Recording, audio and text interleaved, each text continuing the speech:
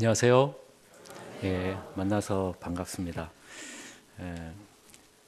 저도 여러분을 뵙게 돼서 너무나도 좋습니다. 제 이름이 김대중이라서 조금 그렇죠? 제가 있는 화성교회에서도 그 성도님들이 제 이름은 다 기억을 하세요. 근데 제가 가끔가다 성도님들의 이름을 기억을 못할 때가 있습니다. 왜냐하면 제 이름이 김대중이기 때문에 그렇습니다. 뒤에 잘 들리시죠? 우리 잘 안 들리신다 그래가지고 저는 오늘 여러분들과 왜 우리가 감사해야 하는지를 나눠 보도록 하겠습니다. 우리의 마음이 아니라 하나님의 마음으로 하나님이 왜 우리에게 감사를 명령하시는지, 하나님이 무엇을 원해서 우리에게 감사를 하라고 하시는지에 대해서 우리가 생각해 보는 시간을 갖도록 하겠습니다. 여러분, 추수감사를 하면은 가장 먼저 무엇이 떠오르십니까? 아마도 열매가 풍성함이 가장 먼저 떠오를 것입니다. 그런데 하나님의 목적이 과연 그곳에만 있는가라는 것을 생각해 볼 때는 우리가 다른 것들도 생각해 볼 필요가 있다라고 생각을 합니다. 출애굽기 23장 16절에서 보면은 하나님이 분명하게 맥추절과 수장절을 지키라라고 명령을 하고 있습니다. 24장 16절에 보면 맥추절을 지키라, 이는 내가 수고하여 밭에 뿌린 것의 첫 열매를 거두미니라. 수장절을 지키라, 이는 내가 수고하여 이룬 것을 연말에 밭에서부터 거두어 저장함이니라 라고 말씀을 하고 있어요. 하나님이 분명하게 감사를 명령하고 있는 것입니다. 이것을 우리가 온전히 이해하려면 그 당시에 감사를 명령하고 있는 이유를 우리가 봐야 되는데, 그 이유를 보기 위해서는 이스라엘의 기후와 지형을 우리가 봐야지 되는 거죠. 그래서 우리가 이스라엘의 기후를 한번 먼저 보도록 하겠습니다. 이스라엘의 기후는 크게 두 가지로 나누어집니다. 하나는 비가 많이 오는 우기로 나누어지고, 다른 하나는 비가 오지 않는 건기로 나누어집니다. 여러분, 이스라엘의 어느 정도 어디에 있는지를 여러분이 대략 아시잖아요. 그 왼쪽에는 지중해가 있고요, 오른쪽에는 사막이 있습니다. 광야가 있어요. 그래서 지중해로부터 바람이 불어오면 이스라엘에는 비가 내려요. 그것이 12월서부터 2월까지 약 3개월 동안입니다. 그래서 3개월 동안은 비가 많이 와요. 반대로 동편에 광야에서, 사막에서 바람이 불면 비가 오지 않습니다. 그 기간이 5월서부터 9월까지예요. 몇 개월입니까? 5개월 동안 비가 오지 않아요. 어느 정도로 비가 오지 않냐면 한 방울도 내리지 않아요. 5개월 동안 비가 전혀 오지 않습니다. 이 기간이 바로 건기라라고 얘기를 해요. 이 건기가 끝날 때 10월이죠.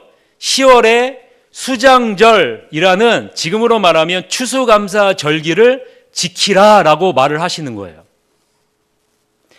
추수감사절이 끝나면 내리는 비가 이른 비가 내립니다. 그래서 말라 있었던 땅이 촉촉하게 젖어들고 그 땅에 씨앗을 뿌리게 되죠. 그래서 파종을 하게 됩니다. 이 파종된 농작물이 가을을 지나서 겨울 우기비를 맞고 봄에 늦은 비가 내리며 그 나달의 알곡이 채워짐으로 인해서 추수를 하게 되는데, 이때가 5월이에요. 그래서 이때 5월에 뭘 하라 그러냐면 맥추절이다 라고 얘기해서 보리와 밀을 거두는 시기가 바로 이 시기입니다. 자, 여러분 보세요. 당시 이스라엘의 기후와 우리나라의 기후하고 다른 것을 느껴지시죠? 왜냐하면 이스라엘의 유대력은 우리나라의 음력에다가 1개월을 뺀 것과 좀 비슷합니다. 자, 우리나라에는 봄에 파종을 하고 가을에 수확을 하고 열매를 맺으면서 그것을 가지고 추수감사를 하고 있습니다. 이 말은 촉촉한 땅에 씨앗을 심고 그 자라가는 과정을 보면서 추수를 하고 하나님 앞에 이 추수를 감사한다라는 거예요. 그러나 이스라엘은 다르다라는 겁니다. 이스라엘에게 하나님이 추수감사를 명하는 이 시점은 우리나라처럼 촉촉한 땅에 땅 심고 거두는 것이 아니라 5개월에 비가 오지 않는 건조한 완전히 마르고 딱딱한 이 기간이 지난 다음에 감사하라는 거예요. 자, 여러분 우리나라 보세요. 우리나라 보면 2개월만 비가 안 와도 우리나라 어떻게 됩니까? 여러분 난리가 나잖아요. 우리나라 올해에도 비가 오지 않아서 강원도에 식수를 공급하는 모습이 방송에도 나왔던 것을 바라봅니다. 근데 우리나라에 5개월 동안 비가 안 왔다. 여러분 한번 상상을 한번 해보세요. 5개월 동안 비가 안 오면 어떤 일이 발생할까요? 아마도 난리가 날 것이라 라고 생각을 합니다. 그런 상황에서 하나님이 이스라엘 백성에게 요구하시는 것이요, 감사 절기를 지키라 라고 요구하시는 거예요. 이것은 단지 풍성함, 열매 이 차원을 넘어서는 하나님의 기쁜 뜻이 이 가운데 담겨져 있다라는 거예요. 추수감사절이 이런 의미가 담겨져 있는데, 이것을 알려면 우리는 이스라엘 백성이 출애굽하는 과정과 광야 생활을 살펴볼 필요가 있습니다. 여러분 먼저 보세요. 하나님은 아브라함을 부르셨어요. 그리고 나서 큰 민족을 이루셨어요. 이루실 것을 말씀하셨습니다. 이것을 이루기 위해서 하나님은 요셉을 예비하셨고 야곱과 그의 가족 70명이 애굽으로 들어가서 큰 민족을 이루게 하셨어요. 여러분 기억나시잖아요. 출애굽기 1장 7절에 보면 이스라엘 자손은 생육하고 불어나 번성하고 매우 강하여 온 땅에 가득하게 되었다라고 말씀합니다. 이스라엘 백성이 애굽에 들어가서 430년 동안 생육하고 번성하여 매우 강하고 큰 민족을 이루었어요. 그런데 한 가지를 잊어먹었습니다. 그것은 하나님을 아는 백성이라는 정체성을 잃어버린 거예요. 430년 동안 생육하고 번성했지만 가장 중요한 사실 하나를 잊어먹었다라는 거예요. 내가 하나님의 자녀다. 내가 하나님의 택함받은 백성이다라는 사실을 잊어먹었어요. 이것이 출애굽기 2장 23절에 나오는데요. 보세요. 여러 해 후에 애굽 왕은 죽었고 이스라엘 자손은 고된 노동으로 말미암아 탄식하며 부르짖었다라고 얘기를 해요. 여러분 이전까지는 하나님을 찾지 않았다라는 거예요. 찾지 않았다라는 거예요. 애굽이 이스라엘의 백성이 강함의 위기를 느끼고 고된 노동을 시킬 때야 비로소 하나님 앞에 부르짖는데요. 출애굽기 22장 23절 하반절에 보면 그 고된 노동으로 말미암아 하나님께 부르짖었다. 그리고 그 소리가 하나님께 상달되었다라고 기록이 되어져 있습니다. 여러분 430년 동안 이스라엘 백성들은 애굽의 생활에 완전히 녹아들어서 하나님의 자녀라는 정체성은 잊어버리고 마치 애굽의 자녀와 같이 살았다라는 것을 보여주고 있는 거예요. 출애굽기 2장 24절부터 25절을 보면요, 하나님은 이스라엘 백성들을 잊지 않고 있다라는 것을 보여줘요. 이스라엘 백성들은 하나님을 잊었지만 하나님은 이스라엘 백성들을 잊지 않았다라는 것을 보여줘요. 2장 24절 25절에 보면요, 하나님이 그들의 고통 소리를 들으시고 하나님이 아브라함과 이삭과 야곱에게 세운 그 언약을 기억하사 하나님이 이스라엘 자손을 돌보셨고 하나님이 그들을 기억하셨더라라고 말씀을 해요. 그래서 하나님은요 모세를 예비하셨어요. 이스라엘 백성을 애굽에서 끌어내시고 광야로 인도하셨습니다. 그리고 시내 광야에서 하나님은 모세에게 십계명을 주셨어요. 여러분, 십계명의 핵심이 무엇입니까? 십계명의 핵심은요, 하나님이 어떤 분이신지를 알라는 거예요. 그게 여러분 십계명의 핵심입니다. 왜냐하면 하나님이 어떤 분이신지를 잃어버렸기 때문에 그것을 회복시키겠다라는 것이 하나님의 의도라라는 것이죠. 문제는 애굽에서 나온 이스라엘 백성들의 마음이에요. 그들의 마음은 하나님을 잊고 애굽에서 걱정 없이 살던 이전으로 돌아가고자 하는 거예요. 여러분, 그래서 이스라엘 백성들이 가나안 땅에 못 들어갔어요. 이러한 이스라엘 백성들의 불신으로 하나님은 광야로 이스라엘 백성들을 인도하셔서 40년 동안 광야 생활을 하게 하셨어요. 광야 1세대, 돌아가고자 했었던 광야 1세대가 어떻게 됐습니까? 다 광야에서 죽었어요. 그리고 광야 세대 2세대가 준비할 때까지 하나님은 기다리셨어요. 이제 하나님은 광야 2세대를 이끌고 약속의 땅인 가나안 땅으로 들어갑니다. 하나님은 가나안 땅에 들어가면서 무슨 일이 있을지를 알고 계셨어요. 그래서 이스라엘 백성들에게 준비시키는 겁니다. 무엇을 준비시킬까요?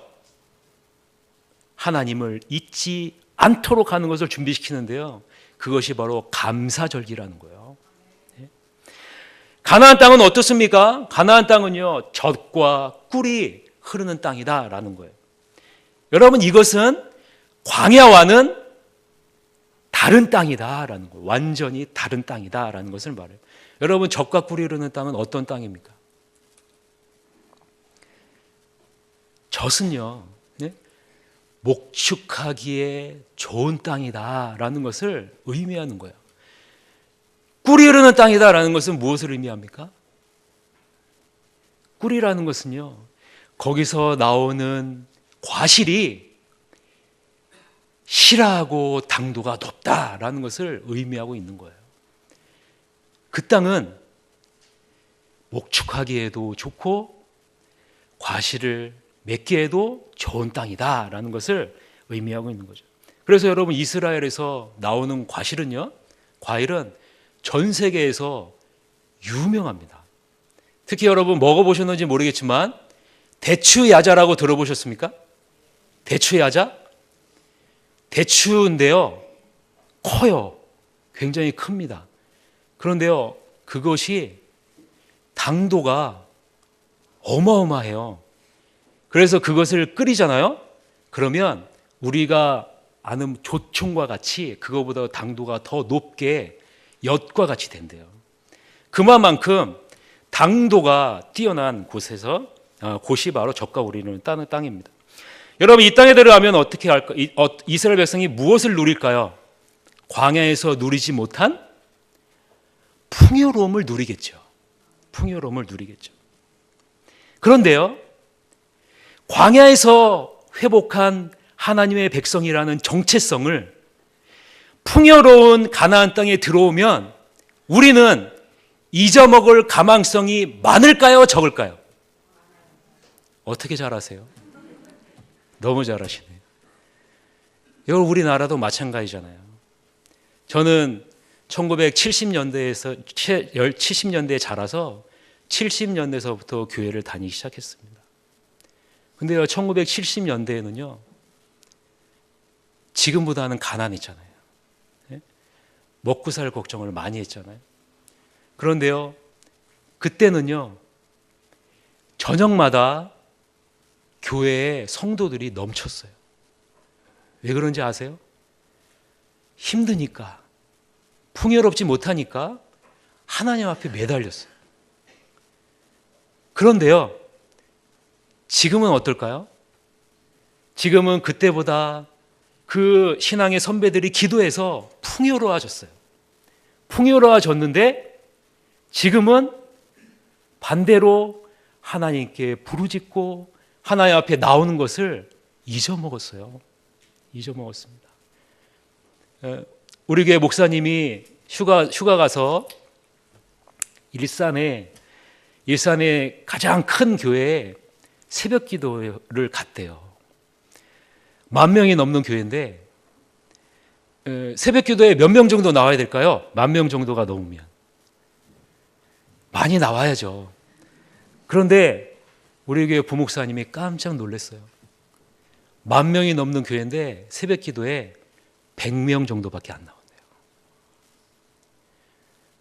저는 그 말을 듣고 우리가 풍요로워졌지만 우리가 기억해야 될 것을 잊어먹었구나 라는 그런 생각을 갖게 됐습니다. 여러분, 하나님은 매년 반복되는 감사절기를 통해서 이스라엘 백성들이 하나님의 정체성을 기억하기를 원하신다라는 거예요. 지금 우리가 살고 있는 시대는 어떤 시대입니까? 요한복음 1장에서 말하고 있는 것과 같이 하나님을 알지 못하는 시대가 바로 지금 우리의 시대예요. 요한복음 1장 9절서부터 11절에 보면요, 참 빛, 곧 세상에 와서 각 사람에게 비추는 빛이 있었나니 그가 세상에 계셨으며 세상은 그로 말미암아 지은 바 되었고 세상이 그를 알지 못하였고 자기 땅에 오매 자기 백성이 영접하지 아니하였으나 라고 말씀해요. 오늘 본문 22절에서도요, 뭐라고 말씀하고 있냐면 하나님을 잃어버린 너희여 라고 기록을 하고 있어요. 비가 오지 않는 5개월 동안 땅은 완전히 말라버려서 희망이라고는 찾아볼 수 없습니다. 가망성은 없어요. 마치 하나님이 계시지 않고 돌보지 않는 것처럼 느껴집니다. 지금 우리가 살고 있는 세상이 바로 이러한 세상이죠. 하나님이 없는 것과 같이 살아가고 있고 하나님이 일하고 있지 않는 것과 같이 살아가고 있고 하나님이 간섭하지 않는 것과 같이 여겨지고 있는 세상이 바로 이 세상입니다. 하나님의 계심을 인정하고 싶지도 않고 설령 계신다고 해도 신경 쓰고 싶지 않고 살아가는 것이 지금 우리가 살고 있는 이 시대다라는 거예요.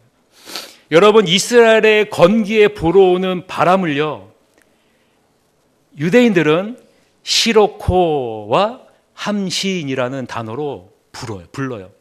뜨거운 바람을 시로코, 함신이라고 부릅니다. 이 두 가지에는요, 큰 의미가 담겨져 있어요. 이 시로코라는 것은요, 모든 것을 다 불태워버린다는 거예요. 이 바람이 어느 정도로 뜨거우냐면 모든 것을 다 불태울 정도의 바람이라는 거예요. 5개월 동안. 시로코. 근데요, 반대로 함신이라는 단어를 사용해요. 함신이라는 단어는요, 50이라는 뜻이에요. 50. 이 50이라는 의미는요, 뜨거운 바람이 불어오는 50일 동안, 처음 50일 동안 하나님은 모든 나무의 과실에 무엇을 하냐면 열매를 맺을 수 있도록 하신다라는 거예요. 이 열매를 맺을 수 있도록 이 50일 동안 수정하는 기간이 50일이다라는 거예요. 보세요. 모든 것을 다 불태우지만 하나님은 무엇을 하고 계신다고요? 열매를 맺을 수 있도록 수정하고 계신다라는 거예요. 또한 3개월 동안 비가 내리는 우기 동안 내리는 비를요, 하나님은 어떻게 해요? 땅속 깊은 곳에 비를 저장하시고 또 북쪽에 있는 높은 헐먼산에서 물을 계속적으로 공급하셔서요, 5개월 동안 건기, 아무런 희망이 없는 것과 같은 이 기간에도 하나님은 과실나무에 열매를 맺을 수 있도록 하시고 목초에 물을 주셔서 가축을 키울 수 있도록 하신다라는 거예요. 5개월 동안 아무런 희망이 없지만 여전히 하나님은 무엇을 하신다고요? 그 자녀를 돌보시고 살피신다라는 거예요. 신명기 11장 14절을 보면요, 이렇게 말씀하고 있습니다. 여호와께서 너희의 땅에 이른 비, 늦은 비를 적당한 때에 내리시리니 너희가 곡식과 포도주와 기름을 얻을 것이다 라고 말씀합니다. 여러분, 아무리 아무것도 없는 척박한 광야 40년 동안 하나님은 어떻게 하셨어요? 돌보시고 함께 하시고 공급하셨어요. 가나안 땅에 들어와서 그것을 잊지 말라는 거예요. 그래서 뭘 합니까? 그것을 맛볼 수 있는 땅으로 들어가게 하신 거예요. 맛볼 수 있는 땅. 약속의 땅인 가나안 땅에서도 그것을 기억하라 라고 말씀을 하고 있는 겁니다. 더 나아가서는요, 하나님이 지금도 여전히 우리와 함께 하시고 보살피시고 돌보신다라는 것을 너희들이 바라보라 라는 것을 보여주고 있는 것입니다. 무엇을 통해서요? 감사의 절기를 통해서 확인하라 라는 거예요. 여러분, 칼빈은요 이런 말을 했습니다. 하나님이 그분의 손을 조금이라도 접으시면 이 세상의 모든 것들은 즉시 무너지고 무로 돌아가게 될 것이다 라고 말씀해요. 여러분, 칼빈이 보는 것이 무엇입니까? 하나님이 어떠한 상황에도 우리를 지키시고 돌보시고 살피시고 계신다라는 것을 보고 있는 것입니다. 여러분, 우리는 눈에 보이는 것을 신뢰하고 중요하게 여기는 시대에 믿음을 선물로 받은 자로 살아가고 있어요. 여러분, 믿음은 무엇인지 아십니까? 믿음은요, 눈에 보이지 않는 하나님을 눈에 보이는 세상보다 더 확연하게 믿고 바라보는 것입니다. 이것을 받은 사람이 바로 우리들이에요. 히브리서 11장 38절에서는 이런 사람들을 향해서 뭐라고 얘기하는지 아세요? 이런 사람은 세상이 감당하지 못하느니라. 그들이 광야와 산과 동굴과 토굴에 유리하였느니라. 이 사람들은 다 믿음으로 말미암아 증거를 받았다라고 말씀하고 있습니다. 사랑하는 성도 여러분, 이 세상은 눈에 보이지 않는 하나님을 믿지 않고 눈에 보이는 것을 믿고 신뢰하고 따라갑니다. 무엇을 신뢰합니까? 돈을 신뢰하고요, 물질을 신뢰하고요, 건강을 신뢰하고요, 성공을 신뢰하고 권력을 신뢰합니다. 개인의 행복을 추구합니다. 이러한 시대에 우리는 눈에 보이지 않는 하나님을 믿고 신뢰하는 자로 우리를 부르셨어요. 그것이 무엇인지 아십니까? 그것이 우리의 사명이에요. 그것이 우리의 소명입니다. 눈에 보이지는 않지만 하나님이 지금도 이 세상을 지탱하시고 운행하고 계신다라는 것을 여러분의 삶을 통해서 보여주라는 거예요. 이것이 바로 우리가 감사해야 하는 이유입니다. 오늘 본문에서는 한 가지 더를 생각해 보고자 합니다. 오늘 본문 23절을 우리가 다 같이 한번 읽어보겠습니다. 오늘 본문 23절 시작. 감사로 제사를 드리는 자가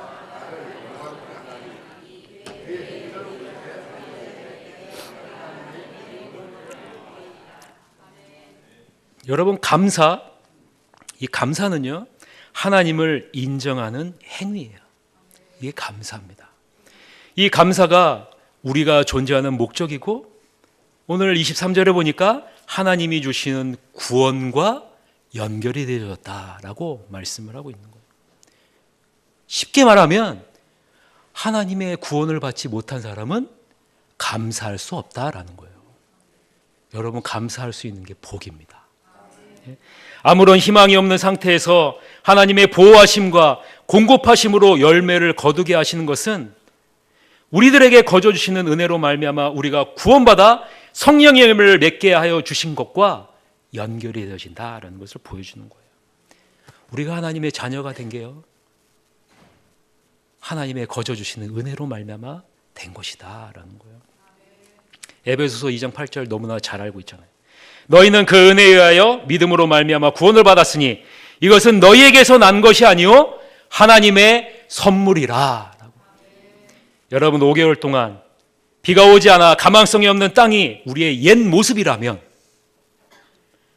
하나님의 은혜로 열매를 맺고 추수하며 감사하는 것이 은혜를 받은 우리의 현재의 모습이다라는 거예요.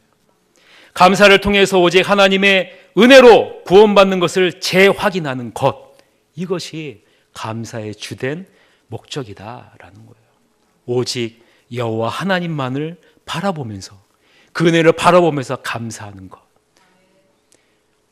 올 봄에 제가 담당하고 있는 구역에 40대 후반의 여자 집사님에게 전화가 왔어요. 목사님, 제 왼쪽 가슴에 몽우리가 잡혀서 병원에 검사를 하러 갔는데 병원에서 유방암 2기의 진단을 받았습니다. 그래서 정밀 검사를 했는데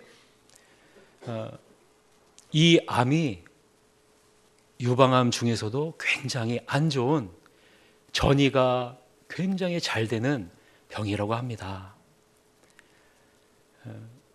제가 어떻게 해야 됩니까? 라는 전화를 받았어요.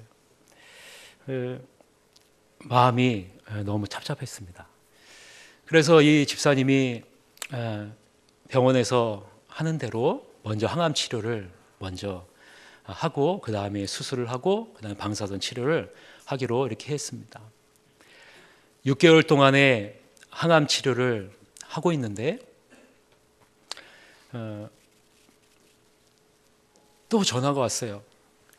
목사님, 제가 항암 치료를 하고 있는데 같이 살고 있는 어머니가 83세 되신 어머니예요. 어머니가 가슴이 아프다고 해서 검사를 하러 갔는데 우리 어머님도 유방암 판결을 받았습니다. 우리 어머님도 유방암 수술을 받아야 될 것 같습니다. 집에 가서 얼마나 마음이 아팠는지 몰라요. 같이 말씀으로 예배를 드리고 그리고 왔습니다. 이 어머님이 먼저 유방암 수술을 하고, 그 다음에 이 따님이 항암 치료 6개월을 마치고 유방암 수술을 받았어요. 그리고 나서 이제 제가 또 이 집사님 집에 가서 신방을 했습니다. 저는 굉장히 낙심하고 좌절하고 어두울 것이다 라고 생각을 하고 그 집에 들어갔어요. 그런데 이 집사님과 이 어머님 집사님이 이런 말씀을 하시는 거예요. 목사님, 처음에는 우리 모녀에게 어떻게 이런 일이 발생할 수 있나 하나님을 원망도 했습니다. 그런데 그 과정 가운데서 하나님이 우리 모녀를 얼마나 사랑하시는지를 이 유방암 항암 치료와 수술을 통해서 우리가 깨닫게 되었습니다. 내가 이전에 건강하고 풍요로웠을 때 발견하지 못했었던 그 하나님을, 우리 모녀가 아픔으로 인해서 그 하나님의 사랑을 더 발견하게 되었습니다. 저는 그것이 너무너무나 감사합니다 라고 오히려 저를 위로해 주시는 것을 보았어요. 특히 이 여자 집사님은요, 독한 항암 치료를 하는 동안 머리를 밀었어요. 왜냐하면 몸에 나 있는 모든 털이 항암 치료를 통해서 다 빠져버리기 때문에 그렇죠. 그런데 항암 치료를 마치고 나서 이 집사님이 하시는 말씀이, 목사님, 제 몸에, 제 머리에 까만 머리털이 나기 시작했어요. 이전에는 몸에 나 있는 털이 하찮게 당연하게 여겨졌지만 이 몸에 있는 이 하나의 털이 하나님의 인도하심과 보호하심과 함께하심이 아니면 있을 수 없다라는 사실을 깨닫게 됐어요. 그래서 정말 하나님 앞에 더 감사해요 라고 고백을 하는 모습을 보았습니다. 당연하고 귀찮게 여겼던 몸에 있는 털 하나에도 하나님의 돌보심이 없으면 우리 몸에 붙들릴 수 없다라는 사실이에요. 그 사실을 깨닫는 거예요. 여러분, 그것이 복입니다, 여러분. 당연하게 있는 것을 당연하게 여기지 않는 거예요. 그것이요, 하나님의 자녀에게 있어서는 가장 중요한 것입니다. 여러분, 우리 시대는 어떤 시대입니까? 당연한 것을 당연하게 여기는 시대가 바로 우리의 시대예요. 내가 능력이 있으면 능력이 있는 대로 대우를 받아야지 마땅한 시대이죠. 그러나 하나님은 우리를 부르셔서 당연한 것이 당연한 것이 아님을 하나님의 은혜로, 하나님의 은혜임을 여러분의 삶을 통해서 증거하라는 거예요. 그것이 여러분 우리가 감사해야 되는 이유입니다. 나에게 주어진 풍성함으로 감사하는 것, 그것은요 이 세상 사람도 다 합니다. 하나님이 원하시는 감사는 이 세상에 주어지고 사라지는 그것으로 인해서 변화되어지는 감사가 아니라는 거예요. 하나님이 우리에게 원하시는 감사는 뭡니까? 여러분이 잘 알고 있는 하바국의 감사, 여러분 아시잖아요. 하바국이 어떤 감사를 합니까? 하바국후서 3장 17절 18절에 오면 비록 무화과 나무가 무성하지 못하며 포도나무에 열매가 없으며 감람나무에 소출이 없으며 밭에 먹을 것이 없으며 우리의 양이 없으며 외양간에 소가 없을지라도 나는 여호와로 말미암아 즐거워하며 나의 구원의 하나님으로 말미암아 기뻐하리로다. 여러분 이것이 하나님이 우리에게 원하시는 감사예요. 하나님이 우리에게 감사를 원하시는 이유가 이거예요. 5개월에 아무것도 없는 상황에서 하나님이 감사라는 이유는 여호와 하나님만으로 너희는 감사하는 존재다라는 거예요. 무엇이 있어서 감사하는 것이 아니라 여호와 하나님만으로 감사하는 인생. 왜 그래요? 여호와 하나님은 변합니까? 변하지 않습니까? 안 변하잖아요. 변하지 않는 하나님. 그래서 우리의 감사는요 절대로 변화될 수 없는 감사예요. 세상의 감사는요 변합니다, 여러분. 그래서 세상의 감사는 하나님 받지 않아요. 오직 우리의 감사만 받아주십니다. 여러분 이것에 집중하시길 바랍니다. 세상에서 조금 못 살아도, 세상에서 조금 손해를 봐도 여러분 우리는 가장 좋은 것을 선물로 받은 자이다. 그거를 바라보면서 여러분 나아가셔야 돼요. 그럴 때 우리 마음은요 넉넉해지는 거예요. 넉넉해지는 거예요. 남을 품을 수 있는 겁니다. 여러분 사랑은요 이 은혜를 아는 자만이 사랑할 수 있어요. 세상의 사랑은요 계산적인 사랑이고 내가 원하는 사랑입니다. 그러나 여러분 우리의 사랑은 그렇지 않습니다. 우리의 사랑은요 어떤 사랑에도 변하지 않는 그런 사랑이에요. 그것을요 하나님이 우리에게 원하고 있는 거예요. 여러분 우리가 읽은 본문 시편 50편에 보면 10절에서부터 13절을 한번 보세요. 시편 우리가 본문에 있죠. 시편 50편 10절에서부터 13절에 보면 이런 말씀이 나와요. 이런 말씀이 나오는데 바로 우리가 읽은 본문 위죠. 10절에서 13절에 우리가 한번 읽어볼까요? 이는 산림의 짐승들과 뭇산의 가축이 다 내 것이며 산의 모든 새들도 내가 아는 것들이며 들의 짐승도 내 것이미로다. 내가 가량 주려도 내게 이르지 아니할 것은 세계와 거기에 충만한 것이 다. 내가 수소의 고기를 먹으며 염소의 피를 마시겠느냐. 감사로 제사를 하나님께 제사를 드리며 지존하신 이에게 내 서원을 갚으라. 여러분 여기서 뭐라고 말씀합니까? 하나님은 이 모든 것의 주인이다라는 거예요. 근데요 하나님이 주신 것으로 제사를 지내래요. 주신 것에 목적이 있지 않다라는 거예요.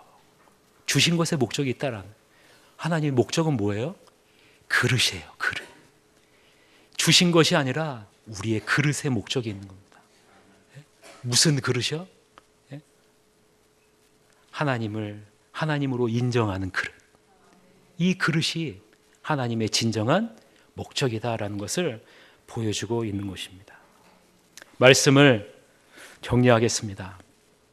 하나님이 원하시는 것은 열매가 아니고 재물이 아니고 여러분이 가지고 있는 것이 아니에요.